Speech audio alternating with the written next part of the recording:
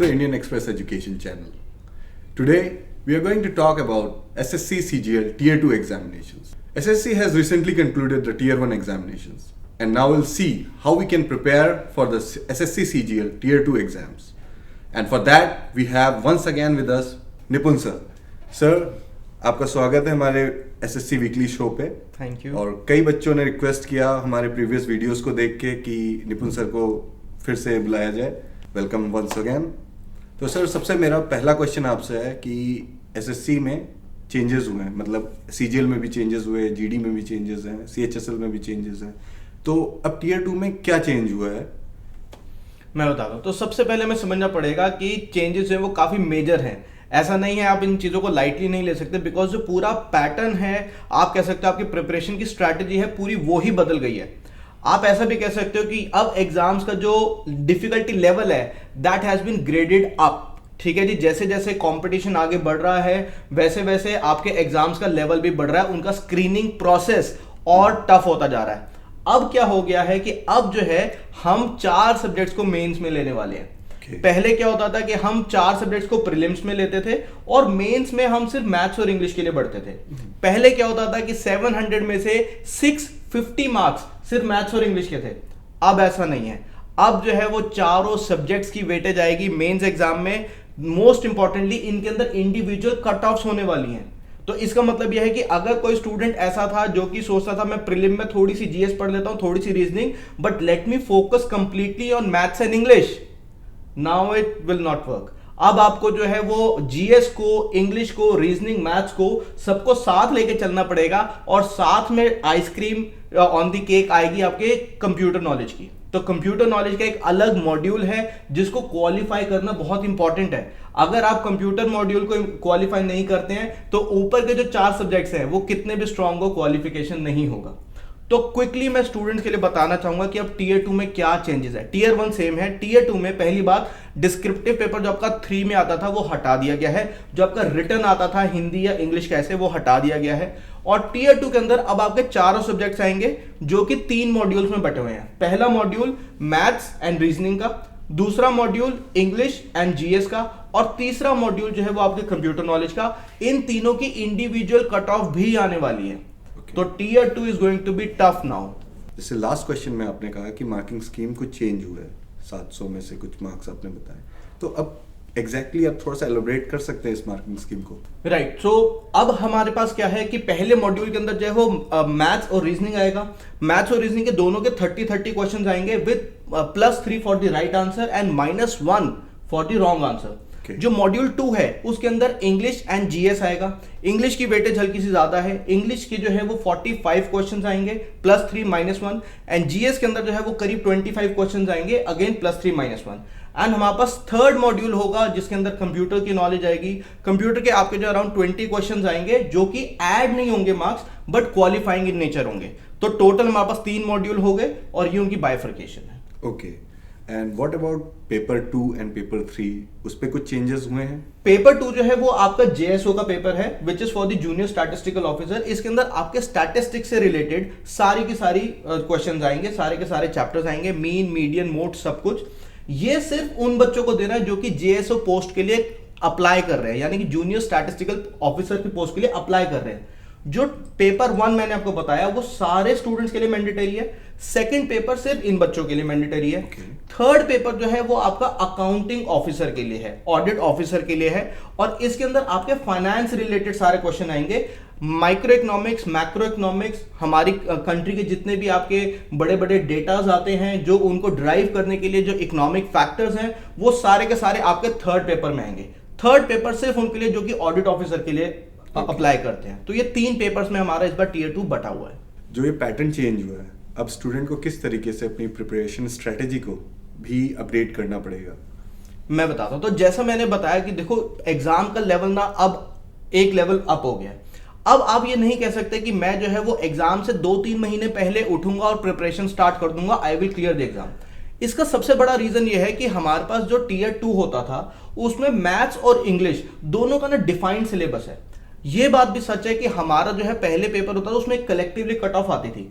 अब गेम ही पूरी चेंज हो गई है। एक जीएस ऐड हो गया है और जीएस की इंडिविजुअल कट ऑफ भी हो गई है। तो अगर मैं यहाँ पे मॉड्यूल 1 की बात करूं तो मॉड्यूल 1 में आपका मैथ्स और रीजनिंग आ गया। मैथ्स और रीजनिंग हम पढ़ते थे, वो अभी भी है। ये अपने आप में क्वालिफाइंग नेचर का है, मतलब कि आपने इंग्लिश में कितना भी स्कोर करो, लेकिन अगर आपका मैथ्स अच्छा नहीं है या रीजनिंग कलेक्टिवली, तो आपका जो है ये मॉड्यूल क्वालिफाई नहीं होगा और आप बाकी सब में रह जाओगे। सेकंड मॉड्यूल, अगेन यही प्रॉब्लम है कि अगर आपकी जीएस और इंग्लिश अगर एक कलेक्टिवली कंबाइन अच्छी नहीं है, तो आप जो है वो इस मॉड्यूल में रह जाओगे और बाकी दोनों में आप कितने भी अच्छे हो लेकिन क्वालिफाई।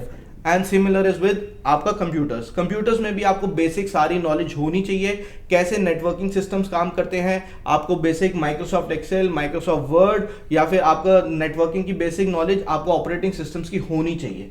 तो ये तीनों, अब आप कह सकते हो कि एक बच्चे को तीनों में इंडिविजुअली भी स्मार्ट होना पड़ेगा, and specially with the introduction of GS at such a vast scale, बच्चे की स्ट्रैटेजी बिल्कुल बदल गई। अब मिनिमम एवरेज बच्चे को 1 साल अपने हाथ में लेकर चलना चाहिए। आप ये मत सोचो कि आप 2 महीने पहले उठे और एग्जाम के लिए जो प्रिपेयर करना स्टार्ट किया क्लियर हो जाएगा।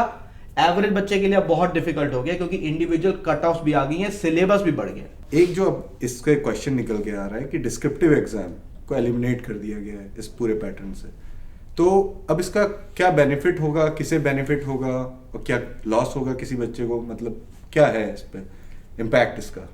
मैं बताता हूं। तो डिस्क्रिप्टिव एग्जाम पहले हम समझते हैं कि क्यों हटाया जा रहा है। This is to bring more transparency in the exam. पहले जैसे इंटरव्यूज होते थे, तो इंटरव्यूज में क्या होता था कि हमने देखा कुछ हद तक मैनिपुलेशंस होती थी, किसी की कोई अपनी जान पहचान निकाल रहा है तो उसको हटा के डिस्क्रिप्टिव किया। अब डिस्क्रिप्टिव की वजह से एक तो डिस्क्रिप्टिव अपने आप में बता रहा है कि सामने वाला जो चेक कर रहा है उसके मूड पे डिपेंडेंट है। आपको ह्यूमन रिसोर्स चाहिए इतने सारे डिस्क्रिप्टिव पेपर चेक करने के लिए, तो हमारा रिजल्ट भी डिले होता था। अब क्या हो गया कि अब जो है ह्यूमन इंटरवेंशन खत्म, अब हमारा जो है वो पूरा टीयर 2 जो है वो कंप्यूटर ही चेक करेगा। तो आप एक तो रिजल्ट जल्दी एक्सपेक्ट कर सकते हो कि आपको रिजल्ट एक तो फटाफट मिलेगा, क्योंकि अब टीचर कोई पेपर चेक नहीं कर रहा, अब जो है हमारा कंप्यूटर पूरा पेपर चेक कर रहा है। और अगर मैं बात करूं नुकसान की, तो कहीं ना कहीं जो मेट्रो सिटीज के बच्चे हैं जिनकी थोड़ी रिटन इंग्लिश अच्छी थी, कहते हैं वो लोग कि हमारी अच्छी है, उनको थोड़ा सा नुकसान होगा। और जो बच्चे थोड़े टीयर 2 सिटी से आते हैं, यूपी, बिहार, झारखंड की बेल्ट से आते हैं, जिनकी रिटन इंग्लिश इतनी अच्छी नहीं होती है, उनको बेनिफिट मिल जाएगा, क्योंकि अब उन्हें इंग्लिश लिख के नहीं दिखानी है, अब जो है उन्हें इंग्लिश सिर्फ एमसीक्यू में मार्क करनी है। तो उस बेल्ट के बच्चे को थोड़ा फायदा हो जाएगा, और जो बच्चा थोड़ा लिखने में अच्छा था, गर्ल्स स्पेशली, उनको हल्का सा नुकसान होने वाला है। ओके, तो काफी देर से हम लोग एसएससी सीजीएल टीयर 2 के बारे में जब बात कर रहे हैं तो इंग्लिश बार बार आ रहा है, तो ये importance of English in this tier, please explain that. मैं बता देता हूं। तो ये एक बहुत इंपॉर्टेंट क्वेश्चन है।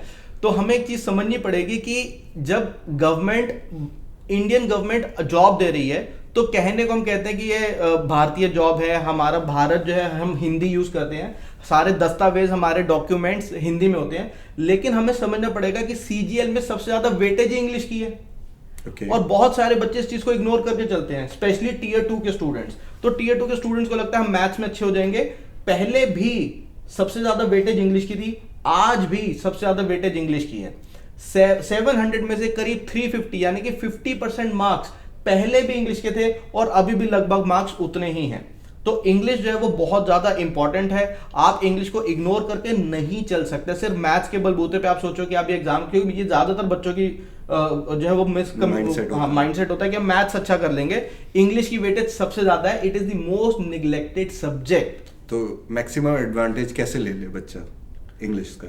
इंग्लिश का देखो, सबसे पहले आप जो है वो अपनी ग्रामर स्ट्रॉन्ग करो, वोकैबुलरी स्ट्रॉन्ग करो। और बहुत बार मिसकंसेप्शन, जैसे एक एग्जांपल देता हूं, मैं आपसे कहूं the crime has happened and the police is coming, तो अब बच्चे को लगेगा कि हाँ इसमें कोई गलती नहीं है सर, क्राइम हो गया, पुलिस आ रही है, एक नॉर्मल सेंटेंस है। प्रॉब्लम यह है कि आप ये अपनी डेली लाइफ में नहीं बोलते द पुलिस आर कमिंग, आप डेली लाइफ में ये बोलते पुलिस इज कमिंग, सही बात है, लेकिन पुलिस हमेशा एक प्लूरल है, और राइट इंग्लिश, सही इंग्लिश ये कहती है द पुलिस आर कमिंग होना चाहिए। लेकिन अगर मैं ऐसे बोलूं crime has happened and police are coming, तो आपको लगेगा सर ये इंग्लिश गलत है, जबकि रिटन इंग्लिश सही है। पुलिस मैन एक सिंगुलर होता है, पुलिस हमेशा प्लूरल होती है, और यही छोटी छोटी बातें हैं जो एग्जाम में आती है, और बच्चा ओवर कॉन्फिडेंट होता है, वो कहता है नो एरर, जबकि असली में वो एरर था। ओके, तो बेसिकली कहना की बात है कि इंग्लिश में इन डेप्थ ग्रामेटिकल वोकैबुलरी सारी नॉलेज बच्चे को गेन करने की जरूरत है। बिल्कुल, रूल्स, इंग्लिश के रूल्स जब तक आप फॉलो नहीं करोगे, spoken English is different and English के रूल्स आर डिफरेंट। और एग्जाम में जो पूछे जाते हैं वो difficult rules with an exception पूछे जाते हैं, जहां पे बच्चा फंस जाता है। वो कहता है मैं ठीक मार्क करके आया था, बाद में एग्जाम को चैलेंज करता है, लेकिन रिटन इंग्लिश के हिसाब से, रूल्स के हिसाब से वो एक्चुअली आंसर गलत निकलता है। Okay, the next question is about mentorship, कि मेंटरशिप की कितनी ज़रूरत है, और इंडियन एक्सप्रेस मेंटरशिप जो प्रोग्राम है वो इन बच्चों को जो CGL Tier 2 के लिए एग्ज़ाम देने जाएंगे उनकी कैसे हेल्प कर सकता है? मैं बताता हूँ, देखो ऐसा ना कि पुराने ज़माने में द्रोणाचार्य से लेके आज तक हर बार हर समय आपको कोई ना कोई एक गाइडिंग फैक्टर चाहिए, ठीक है। तो पहले मैं इंडियन एक्सप्रेस को बहुत थैंक यू करूंगा कि ये सीरीज लेके आ रहे हैं ताकि बच्चों को एक नॉलेज मिल सके, क्योंकि हमने देखा आमतौर पे बच्चों को प्रिपरेशन करने की सही नॉलेज ही नहीं पता। तो उन्हें जब पता ही नहीं है किस रास्ते पे चलना है, उस रास्ते पे कोई गाइड करने वाला नहीं है, तो आपकी मेहनत जो है, आपका टाइम जो है वो कहीं ना कहीं वेस्ट हो जाता है, रिजल्ट निकल के नहीं आता। Mentorship is very important. Indian express अब जो है वो दोनों तीनों तरीके से आपको मेंटरशिप देने को तैयार है। पहला, हमारे ये वीडियोस जो हैं वो आपको हेल्प करेंगे सही तरीके से कि कैसे इन एग्जाम्स को अप्रोच किया जाता है। सेकंड, यहाँ पे आपको जो ऑनलाइन क्लासेस भी मिलेंगी ताकि घर बैठे बैठे हर छोटे गांव का बच्चा भी उस एजुकेशन के लेवल को अचीव कर पाए, उन सेम टीचर से पढ़ पाए जो दिल्ली में है। And third most importantly, test series, क्योंकि टेस्ट बहुत बच्चे इग्नोर करते हैं, स्पेशली बॉयज को लगता है कि हमें जो आता है एग्जाम में सीधा करके दिखाएंगे। ऐसा नहीं होता। 40 सेकंड्स में क्वेश्चन को करना है तो आपको टेस्ट सीरीज भी पहले से करके चलनी पड़ेगी। It is a game of speed. तो मेंटरशिप बहुत जरूरी है। सो मेरा लास्ट क्वेश्चन जो आपसे है कि एक रिकमेंडेड स्ट्रैटेजी आप मेरे को बताइए जिससे बच्चा जो है, जो तैयारी कर रहा है, वो टाइम एफिशिएंटली सारे सब्जेक्ट्स पे अपने समय को, अपने हार्डवर्क को फोकस कर सके। मैं बताता हूं, तो हमारी स्ट्रैटेजी जो है वो एक्चुअली एग्जाम के हिसाब से चलनी चाहिए। अगर हमारा एग्जाम ये कहता है कि चारों सब्जेक्ट्स की अब वेटेज इक्वल आएगी, नियरली इक्वल आएगी, तो हमारी स्ट्रैटेजी प्रिपरेशन की भी वैसी होनी चाहिए। तो हम पर्सनली अपने कोचिंग इंस्टीट्यूट में क्या करते हैं कि हमने 7 डेज को डिवाइड कर दिया। 2 दिन मैथ्स के लिए, 2 दिन इंग्लिश के लिए, 2 दिन जीएस के लिए, 1 दिन रीजनिंग के लिए। आप भी अपने 7 डेज को ऐसे ही डिवाइड कीजिए। पहले क्या होता था, पहले बच्चे मैथ्स और इंग्लिश पे फोकस करते थे, तो 5 डेज बच्चा मैथ्स और इंग्लिश कर रहा है, 2 दिन वो एक जीएस रीजनिंग को देता था। अब हमें क्या करना है कि जीएस को प्रॉपर 2 दिन देने हैं, क्योंकि उसकी वेटेज है, इंडिविजुअल कट ऑफ है। मैथ्स को 2 दिन देने हैं, इंग्लिश को 2 दिन देने हैं, 1 दिन रीजनिंग को देना है। तो ये आप 1-1.5 साल पहले लेके चलिए। इट शुडंट बी लाइक यार मेरे को, मैंने फॉर्म भर दिया है, अब मैं पढ़ाई शुरू कर देता हूं। That is the most wrong approach most of the students follow. आपको ये पैटर्न जो मैं बता रहा हूं 1 हफ्ते का, ये 1-1.5 साल पहले शुरू कर देना चाहिए, ताकि बाय द टाइम आप एग्जाम दो, भाई आप जब फॉर्म फिल करते हैं उसके बाद तो आपको एडवांस लेवल के question, mock test series, previous year questions paper ये सॉल्व कर रहे हैं। और यहां पे हम देखते हैं कि बच्चा फॉर्म भरने के बाद ढूंढता है यार पढ़ाई करनी क्या है।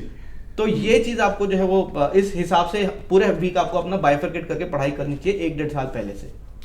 Thank you sir, this was extremely enlightening. I hope बच्चों को भी हेल्प हो सकती है, और हम चाहेंगे कि आप हमारे वीडियो को लाइक करें, सब्सक्राइब करें, और कमेंट बॉक्स पे जाके आपको वीडियो कैसी लगी प्लीज टेल अस।